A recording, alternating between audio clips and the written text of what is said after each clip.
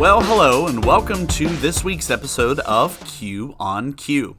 I'm so honored that you've decided to join me and listen to our podcast this week, whether you've tuned in to a previous episode or listening for the first time. Welcome. In Q on Q, I look forward to talking with you, sharing with you, and hopefully inspiring you in the days and weeks to come. In Q on Q, I'll be sharing about life, inspiration, music, family, and a little bit of everything in between. I need to start today's episode out by saying thank you. I'm overwhelmed with gratitude for your support of our first two episodes. Downloads and streams from all over the country and even a few internationally. Thank you for your support and your feedback. If you tuned in for episode 2, I hope that the printed note materials were a helpful addition for you this week. We're going to continue with that this week. There is a note guide with references available for episode 3. It is online. We encourage you to download it and follow along and fill it in as we go. It's available for you on our podcast website, which is qonq.com. That's the letter Q, the word on, and the word Q, Q-U-E-U-E, qonq.com. Well, today's topic is one that is debated in many circles, and please know, I am not here to debate with you on how you define love or what you think love is or isn't. I'm here to share with you my perspective and what I feel I'm called to do when it comes to love. Love is a very big word made up of only 4 letters. Everyone in the world seems to have their own definition of what love is. There are so many holidays to celebrate love. We have Sweetest Day, Significant Others Day, days to celebrate parents and grandparents and siblings, and the ones we like to call Hallmark holidays, at least in our household. And of course, the big one, Valentine's Day, which was just celebrated right before the release of this episode. I did quite a bit of research on this topic, and I found that throughout history, there have been 8 different forms of love identified. And you've probably experienced many of them at one point or another in your life. There's affectionate love. That's love without romantic attraction, often between friends or family members. There's enduring love. That's a mature love that grows over time, often formed between you and your spouse or your absolutely closest friends. There's familiar love. That's the kind experience between parents and children, or those you experience the most memories with, often from your childhood. There's romantic love. That's passionate love displayed often through physical affection. There's playful love, or sometimes called flirting, or the beginning stages of a relationship. There's obsessive love, where you often worry about someone else more than yourself, and this one can be unhealthy, often leading to jealousy or possessiveness. There's self-love, where you know your worth and have a healthy self-compassion towards yourself. And the last one, the one I want to talk about with you today, is selfless love, often termed Christian love. That's an empathetic love towards everyone and anyone. In John 15:12 in the Bible, it says we are to love one another. Jesus said these words, "My command is this, love each other as I have loved you." As Jesus spoke these words to the disciples, they stood in the upper room. He stresses how much he really cared that they loved one another, and that they do so according to the measure and quality of his love for them. We've been sent out into the world to love one another. And sometimes we live as if we were sent into the world to compete with one another, or dispute with one another, or even quarrel or fight with one another. However, his love was the source and the measure of theirs. And with those few words, Jesus called their focus to be unity instead of rivalry, trust instead of suspicion, and obedience instead of self-assertion. Sounds good, right? But can we do it? I know. Easier said than done sometimes. I heard a quote one time that said, "I love mankind. It's people I can't stand." Let's face it, sometimes people are just irritating. I'm just trying to be real with you here. People who pull out in front of us in our vehicles, we want to just honk the horn. How can they be so rude? Coworkers who think they know better than us. Why don't they mind their own business? Or our kids, when they won't listen. They irritate us so much and we just want to pull our hair out and who knows. Even people at churches can be difficult to love. It's like, singing that old chorus in church that says, "I'm so glad you're a part of the family of God," but instead turning to the person next to you and saying, "I'm surprised you're a part of the family of God." I know that sounds really, really rude, but sometimes it's hard to love people. Sometimes it's hard to love the people closest to us, even our own family. So how do we make love a dominating characteristic in our lives? Well, love needs to be a priority. And yes, I know, loving people is sometimes very, very difficult. However, we are reminded over and over in life and in the scriptures on why loving others is so important. In 1 John 3:11, it says, "This is the message you have heard from the beginning. We should love one another." Another verse in Matthew says, "Love the Lord your God with all your heart, with all your soul, and with all your mind. This is the greatest and most important commandment. The second is like it.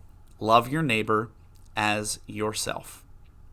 We all know we spend time on what we think is most important. I mentioned in the last podcast that you can often tell where a person's priorities lie just by looking at their calendar and their checkbook.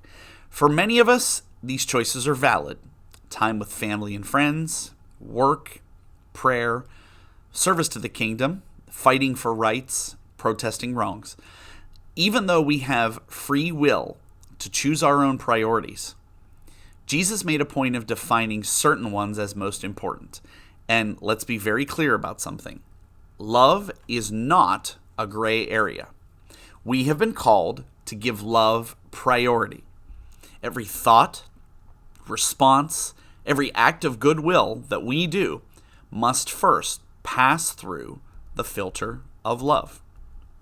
So what makes love so important? Well, we were reminded that love is to be held in highest esteem. In John 14, Jesus reminded us that we would keep his commandments by showing love. The Apostle Paul reminds us in Romans 13:10 that love does no wrong to a neighbor, and love, therefore, is the fulfillment of the law. And I know you might be sitting there saying, this sure sounds like a pie-in-the-sky vision when we rely so much on force to uphold and fulfill the law, and while just being angry with people is so much easier and just letting them kind of live their own lives. Yet, the simple command requires greater strength than any of us naturally possess. Love fulfills the law, because if we truly love every person, we will not desire to do anything that would cause harm or issues towards that person. When we demonstrate Christian love, it distinguishes believers from the rest of the world. I'm a school teacher. There have been numerous times in my career when I've had a major issue with a student or a group of students, and the kids used to say, "Boy, if Mr. Querry yells or gets really mad, you know it must be serious because he never gets angry." And I'm not saying there's not appropriate times to raise your voice or appropriate times to correct, but why did I choose to be that way? Why do I choose to have a positive persona more than anything else? I could have yelled and literally tried to scare discipline into a kid, but honestly, what does that solve? How much more do we accomplish when we take a step back, look at the whole situation, sit down, talk to the kid, and treat it from the perspective of somebody who wants to help come to a resolution? That, my friends, is a way of showing love. From the very beginning, God's plan was to develop people that reflected his character. And what is that character? It's love. Now, in talking all about this, we need to make sure not to confuse Christian love with something else, like instant gratification. Love is not just a feeling, though that's kind of what we term it as. I love people, or I love her, or I love him, or I love that. And we make it something much more trivial than it really is. Love is really a way of life. It's taking an active interest in others. We were loved not because we have something to offer, but rather because Christ had something to offer to us. We were given so much, and everyone around us is of incredible value and has the ability to receive mercy. God sent his only Son to die in the place of our wrongs. And because people mattered so much to him, they ought to matter to us. We should love others just as he loved us and loves them. I said earlier that none of this is easy. And I'm not sitting here trying to say that, if you start today thinking, I'm going to love everybody, that suddenly everything's going to be solved. The fact is that we're all human. Okay? None of it's easy. It's easiest to just do our own things, let everybody else do their own thing, not worry about what other people do or worry about their consequences. But this is contrary to what we have been called to do. Love like this is uncomfortable. It calls us to love others who may seem unlovable. It calls us to forgive people who may have done the absolute wrongs to us. And though it may seem difficult to forgive people, or it may seem difficult to want to release something like that, once you do, it actually makes things easier. Loving others is like taking a gamble. Okay? What if others don't reciprocate that love? What if others don't reciprocate that forgiveness? Well, that's not the point. Love makes a statement and has the potential to leave a legacy. Listen to that again. Love makes a statement and has the potential to leave a legacy. The fact is that love has the potential to do the unexpected. Please hear me on this. Loving others should not come at the expense of forgetting to love yourself. Remember, God made you in his image, and just as he wants you to love others, he wants you to grow. Grow in the purpose he's called you for. So how do you manage all of that at the same time? Well, certainly not in your own power. I've sat down and tried to make lists of goals and organize my calendar and set priorities. And I'm not saying that any of that stuff is bad. But the fact is that when I try to do it myself, most often, I don't have a whole lot of success. My wife can testify to this. For many years, I was a yes man. Anything people asked of me, I said yes. Need help with a computer? Yes. Need somebody to tape your engagement? Yes. Need somebody to work sound for this event? Yes. Need help with a lesson plan? Yes. I'm not saying there's anything wrong with sharing your gifts, but I found myself sacrificing time from my family, losing sleep and energy, minimizing the importance of other responsibilities, including ones that I had been called for to serve the kingdom. The big thing that was lacking in all of this was asking God to help me through. I tried to do this under my own power, tried to make all my own decisions. I tried to love and serve others, but really through my own ambition. It wasn't until I hit that burnout point that I came down to reality. I turned to prayer, turned to the godly counsel of those I trust in leadership, and came to the realization that doing all these things on my own, or at least trying to do all these things on my own, was not what I should be doing. That being said, we do need to help others. We do need to serve others. We do need to love others. And Christian love inevitably carries cost. Even when the cost is high, we can count on God to bring us through and bring fulfillment to his followers. The goal of life should be to love.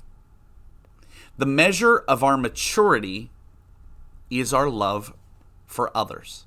Again, the measure of our maturity is our love for others. If we fail in our love, then we've missed what it means to be a believer. We cannot love others like Christ without having him in our lives. We need to place our trust in Him and let Him teach us how to love as He has loved us. I haven't shared all of this with you claiming to be any kind of expert.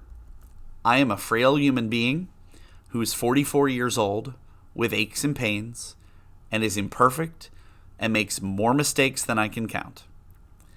But what I've discovered in life is just what an impact love can make. Yes, it's hard. Absolutely, it's hard. But try it.